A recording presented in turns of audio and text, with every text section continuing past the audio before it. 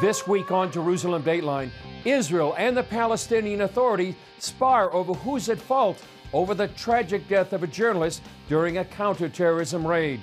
Plus, in the lion's den, former Israeli ambassador Amb Danon tells CBN's Gordon Robertson what it was like defending the Jewish state in the United Nations. And the Jerusalem Prayer Breakfast, the growth of a worldwide movement praying for the peace of Jerusalem. All this and more this week on Jerusalem Dateline. Hello and welcome to this edition of Jerusalem Dateline. I'm Chris Mitchell. The Iranian nuclear deal remains on hold, apparently over one key sticking point. Still, the pressure is on to sign the agreement. But some Middle East experts say dark clouds forming in the region could lead to a nuclear storm.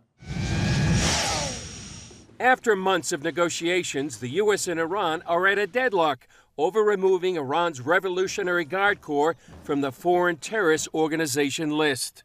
The IRGC has American blood on its hands, and there's no good reason for the United States to even consider lifting this FTO designation. Middle East expert Eli Konim says bipartisan support on Capitol Hill is building to keep that designation in place. You're hearing from many, both Democrat and Republican members of Congress, who have voiced their concern to the Biden administration that there's no good reason to lift that FTO designation. Even if that stipulation remains and the deal is signed, concern is growing that it will pave the way to nuclear proliferation in the Middle East. The Saudis already have agreements with the Pakistanis. They funded the Pakistani nuclear project, and they are ready to procure nuclear weapons the moment this agreement is signed, and they understand that Iran is moving towards nuclear capabilities. So what we will see is proliferation of nuclear capabilities all over the Middle East.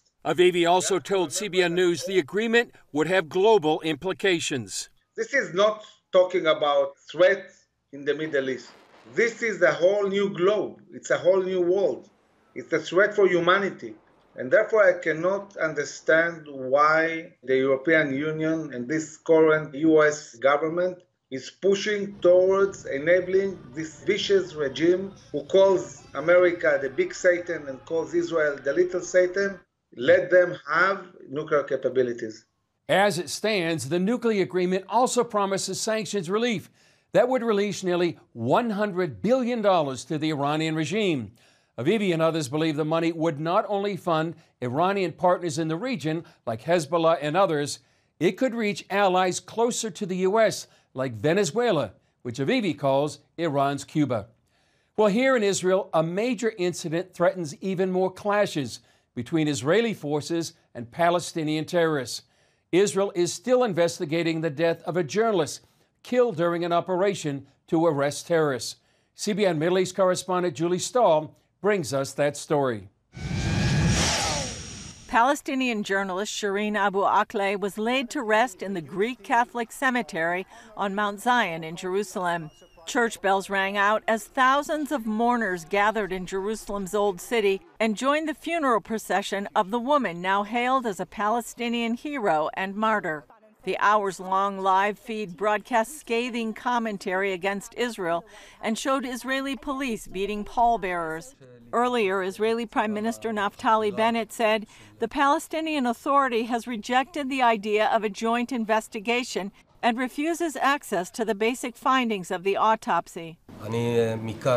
I therefore reiterate my expectation of an open, transparent, and full cooperation of the findings. And I also expect the Palestinian Authority not to take any steps to disrupt the investigation or to contaminate the investigation process in a way that we will not be able to reach the truth.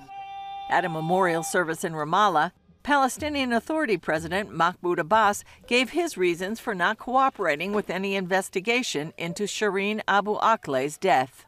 We point out that we have refused and rejected the joint investigation with the Israeli authorities because they are the ones who committed the crime and because we do not trust them, and we will immediately go to the International Criminal Court to prosecute the criminals.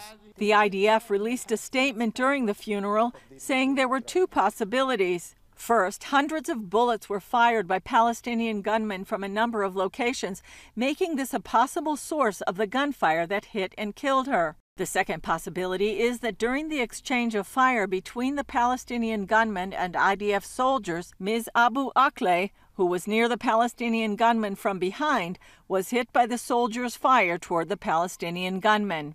Shireen was a well-known and well-respected Palestinian reporter for the Arabic-language Al Jazeera channel. She was also a U.S. citizen. Shireen and other journalists were covering an Israeli raid at the Jenin Palestinian refugee camp when she was shot in the head and died. Bennett's spokesperson noted that the Palestinian Forensic Medicine Institute had publicly stated that the results of the autopsy were inconclusive. Without any concrete evidence, hasty accusations against Israel that are being made right now are misleading and irresponsible. The incident comes against the backdrop of a surge in terror attacks over the last 2 months, where 19 Israelis have been murdered. Many of the terrorists have come from the area of Jenin, prompting numerous raids to arrest them. Also on the same day as the funeral, an Israeli soldier was killed in Jenin during an arrest operation on Friday. In Jenin, historically, there is deep influence of Islamic Jihad, and they are getting money from Iran. Pinchas Imbari from the Jerusalem Center for Public Affairs says the terror group has stepped in to help Hamas mobilize terrorism in the West Bank. Because this is the agenda of Hamas. So they put plenty of resources to start a terrorism from the West Bank. Immediately following the fatal raid, the Palestinian Authority vowed to go to The Hague and call for an investigation. Imbari says the Palestinian Authority and President Abbas are using Shireen's death as a way back into the international limelight.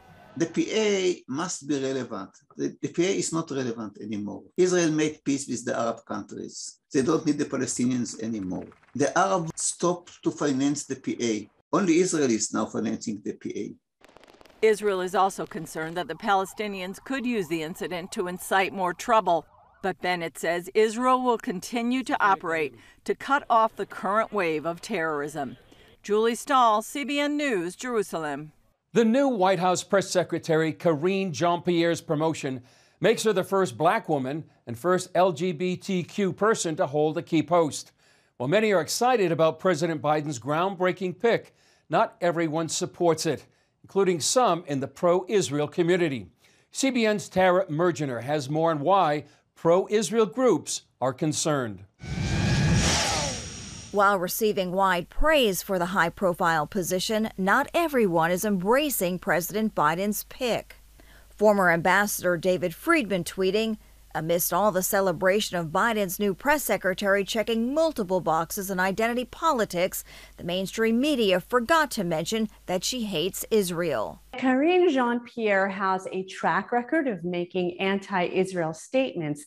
As an example, she's accused Israel of committing war crimes, quote unquote. In 2019, as a spokesperson for MoveOn.org, Jean-Pierre wrote a scathing op-ed in Newsweek, endorsing the boycott of a historically bipartisan group, which advocates for a strong U.S.-Israel relationship. She's also accused the America-Israel Political Action Committee, AIPAC, of indulging in racism and Islamophobia. One wonders is whether she'll be capable of being objective. Press secretaries have the power to shape presidential agenda and public perception.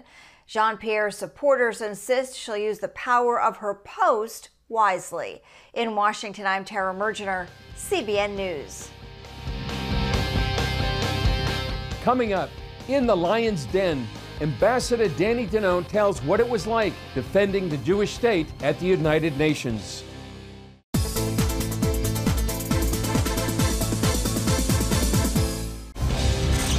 The epicenter of global anti-Israel sentiment is the United Nations in New York City. A new book explains why the UN spends more time condemning Israel than any other nation, and how one Israeli diplomat faced off against this anti-Semitic fury. It's followed by an interview by CBN's Gordon Robertson with the author. For 5 turbulent years, Amb Danon served as Israel's ambassador to the UN. While representing the Jewish state, he confronted anti-Zionism and defended Israel against charges of apartheid and racism. Danon also found allies in those diplomatic battles, like former U.S. UN Ambassador Nikki Haley. His new book, In the Lion's Den, Israel and the World, Danon takes readers behind the scenes and onto the front lines of his UN tenure. He covers his successes and disappointments from the UN General Assembly to the back rooms, as well as the spotlight of the UN Security Council. Danon also lays out a vision of Israel's future as a major player in the Middle East and how the relatively tiny nation can contribute to global peace and prosperity. Well, former Israeli UN Ambassador Danny Danon joins us now from Jerusalem. So welcome to the 700 Club, Ambassador. Thank you for having me, Gordon. Explain to our viewers why Israel bears the brunt of most UN resolutions. Unfortunately, in the UN, instead of dealing with the real atrocities all around the world, they focus on Israel. I think it's pure anti-Semitism, and I tried in my book, In the Lion's Den, to explain where it's coming from. Anti-Zionism, anti-Semitism, but I'm optimistic by nature, Gordon, and I was able in the UN to build bridges, to create partnerships, and to overcome those challenges. Hate will be there, but we can also bring hope by building bridges. Take, for example, the agreements we signed with the Gulf countries in the Abraham Accords. So things are possible also for Israel. Well, during your time there, you also had an ally in this bridge building. It was former U.S. Ambassador to the UN, Nikki Haley, who also wrote the foreword to your new book. How much was that a help, and how much did that change the game, if you will, when she arrived at the UN in 2017? Ambassador Haley is a great friend of Israel, and we are grateful for her support and love for the people of Israel. But look at the timing. She came immediately after President Obama pushed forward a resolution condemning Israel. And I want to remind you, Gordon, that in that resolution that came on December 2016, Resolution 2334, it actually called our presence in the old city of Jerusalem a flagrant violation of international law. That was a very hard moment for me to be there in the Security Council by myself, fighting not the Palestinians, not the EU, but actually the US who was pushing that resolution. So Ambassador Haley came immediately after that, and together with President Trump, they changed a lot at the UN. We are grateful for moving the embassy to Jerusalem, for pulling out from the Iran deal, a recognition of the Golan Heights, and many more great initiatives. We worked on them together. I vividly remember that resolution and remember thinking, how in the world could the U.S. do this? And then, just a few months later, Israel celebrating the 50th anniversary of the Six-Day War, where in the Jewish quarter, you could actually now have Jews again. Coming up, more with Ambassador Danon about how people can stand in the gap for Israel and the Jewish people for such a time as this.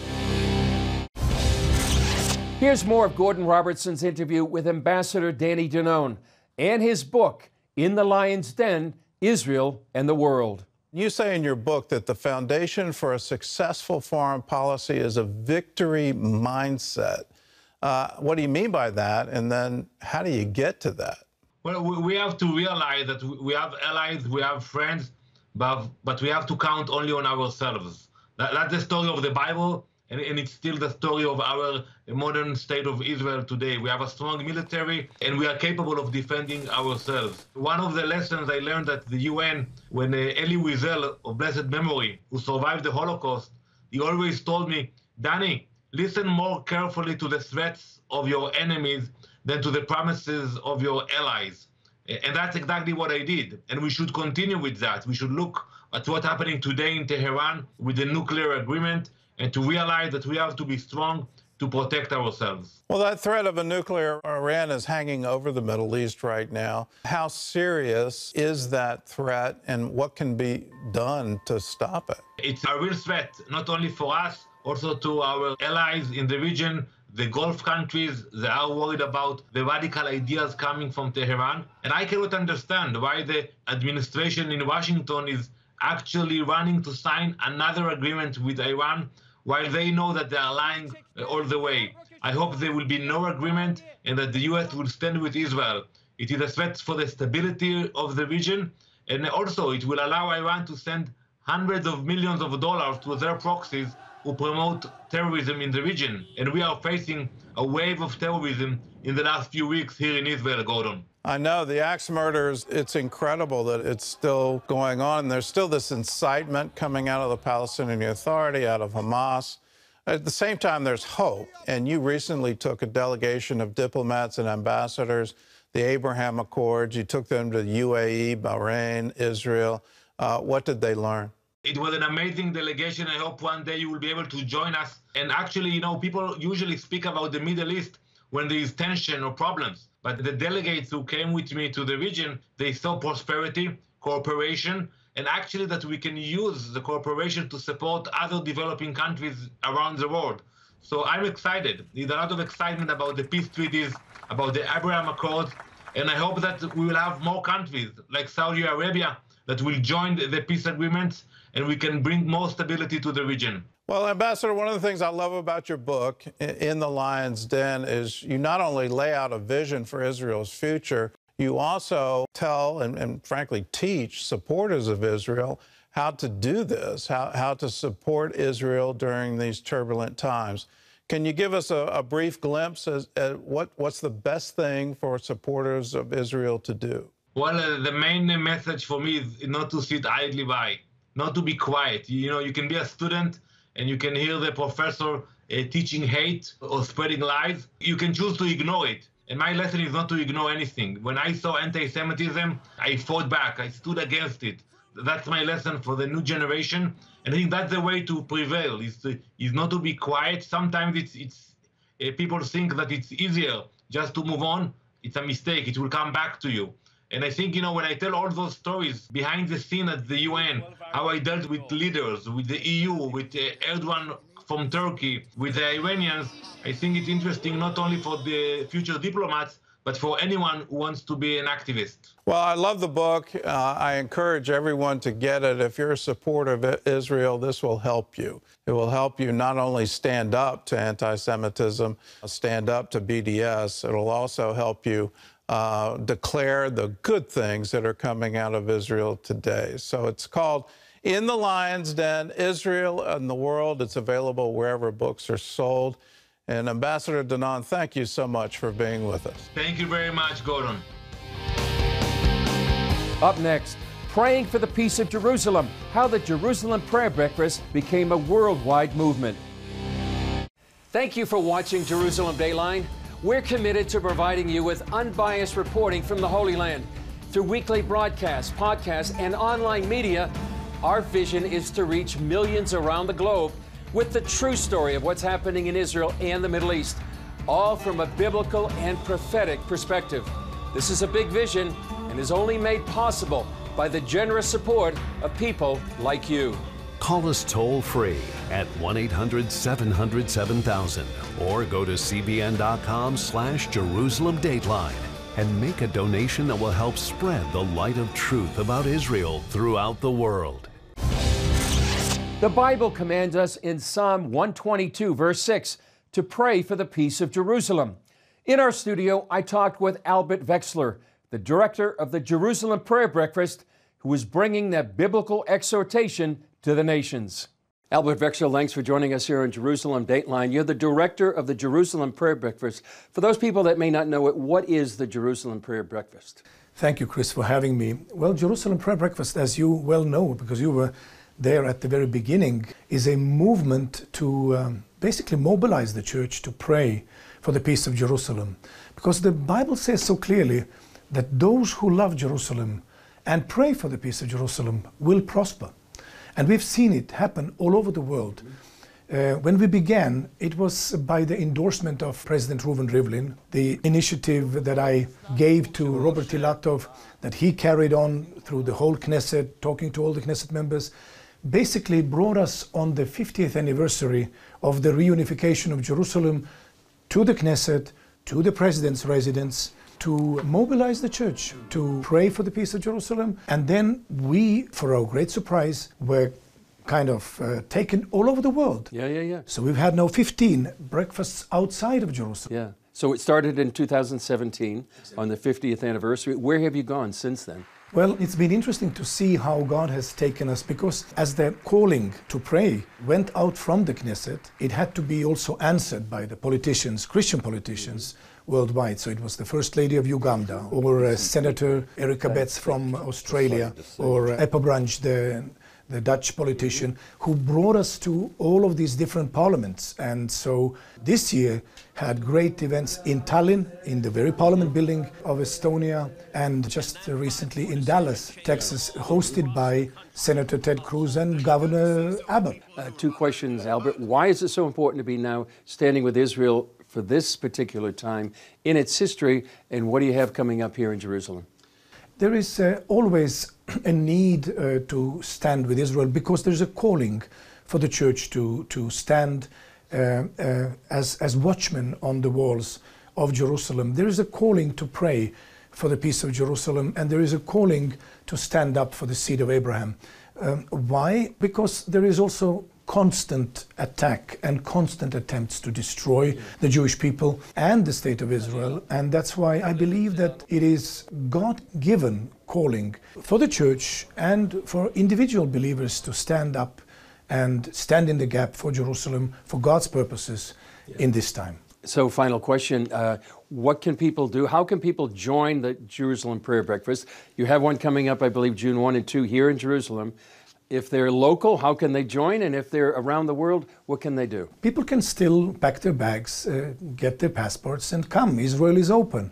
And so you can join us in the Knesset and here in Jerusalem as we will gather.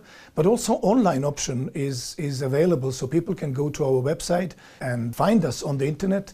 It's easy to Google today Jerusalem Prayer Breakfast and just register at the online attendance option and join us, because it's going to be exciting. Well, if you can, please join the Jerusalem Prayer Breakfast online, or even here in Jerusalem in person.